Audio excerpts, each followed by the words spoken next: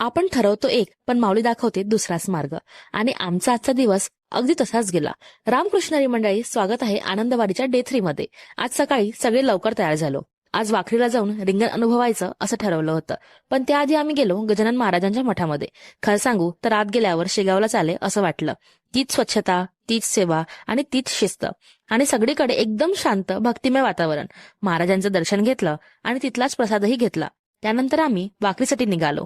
पण त्या दिवशी इतकी गर्दी होती की एकही ऑटोवाले तिकडे न्यायला तयार नव्हते. थोडा वेळ प्रयत्न केला, पण शेवटी मन मारून प्लॅन बदलावा लागला. मग म्हटलं, चला आज पंढरपूर अजून थोडं जवळून अनुभवूया. सगळ्यात आधी आम्ही गेलो तनपुरे महाराजांच्या मठामध्ये. इथे महाराजांचे समाधी स्थळ आहे. नंतर आम्ही कैकाडी महाराजांच्या मठामध्ये गेलो.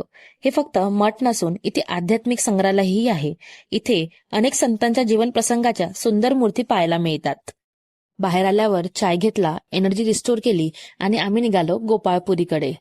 माऊलींच्या मुखदर्शनाची रांग तर फार लांबी होती. आम्ही चालत होतो, पण रांग काही संपतच नव्हती.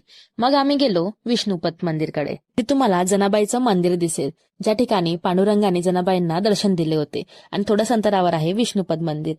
या मंदिरामध्ये विठुरायांच्या पावलांचे ठसे उमटलेले आहेत. त्या ठिकाणी उभं राहिल्यावर काही क्षण फक्त आजूबाजूचं वातावरण अनुभवत होते. तिथून पुढे चालत गेल्यावर आम्ही पोहोचलो गोपाळपूरला. संत जनाबाईंच्या आठवणीने जोडलेलं हे ठिकाण. इथे संत जनाबाईंचे जाते, त्यांची गोधडी देखील आहे. तिथलं वातावरण खूप छान होतं. थोडा वेळ तिथेच फिरलो आणि बघता बघता दिवस संपलाही. उद्याचा दिवस आमच्यासाठी खास होता. तो कसा, बघूया पुढच्या ब्लॉगमध्ये.